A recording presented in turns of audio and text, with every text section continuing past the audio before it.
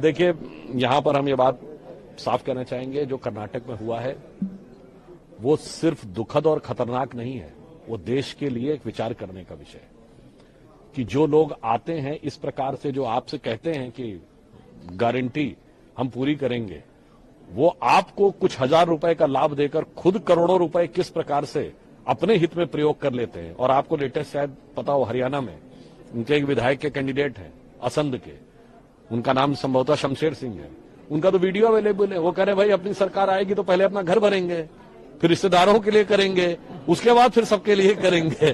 तो मुझे लगता है कर्नाटक से लेकर हरियाणा तक ये कांग्रेस की सोच को रिफ्लेक्ट करता है। इसमें सर प्रतिक्रिया ये जरूर दे दीजिए कि सीबीआई को एक तरह से बैन कर रहे हैं, सीबीआई का आना ही एक तरह से वो मना कर रहे हैं। देखिए, यदि कोई राज्य सरकार ये करती है तो मैं फिर कहना चाहता हूं संविधान खतरे में है।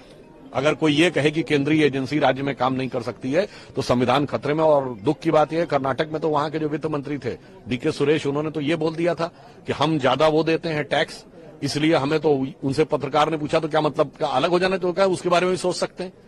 तो सोचिए ऐसे लोगों के साथ संविधान किस ढंग की स्थिति में रहेगा, जो ये कहते हैं कि साहब हम देश से अलग होने चाहिए और दूसरी तरफ कहते हैं केंद्रीय एजेंसी काम नहीं करनी चाहिए। तो देश के लिए सोचने का विषय है कि किस ढंग से सोचते हैं। और रही बात सीबीआई की, कि उनको अगर समस्या लगता है तो मैं उनको याद दिला देना चाहता हूं कि हमारी सरकार आने से पहले 2013 अक्टूबर में नेशनल हेराल्ड केस हुआ था।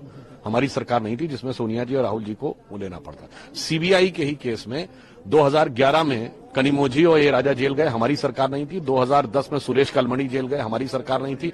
2008 में मधु कौड़ा सीएम झारखंड जेल गए, हमारी सरकार नहीं थी। 2006 में शिबू सोरेन जेल गए, हमारी सरकार नहीं थी। मुलायम सिंह मायावती पे आय से अधिक संपत्ति का केस 2005 में हुआ, हमारी सरकार नहीं थी। करुणानिधि 2000 में जेल गए, लालू यादव 97 में जेल गए, जयललिता 96 में जेल गई, झारखंड मुक्ति मोर्चा रिश्वत कांड 94 में हुआ, राजीव गांधी पे आरोप 87 में लगा, एफआईआर 90 में हुई। तो सीबीआई में तो आप हमेशा से रहे, ये आपकी फितरत है, सत्ता में हो या ना हो।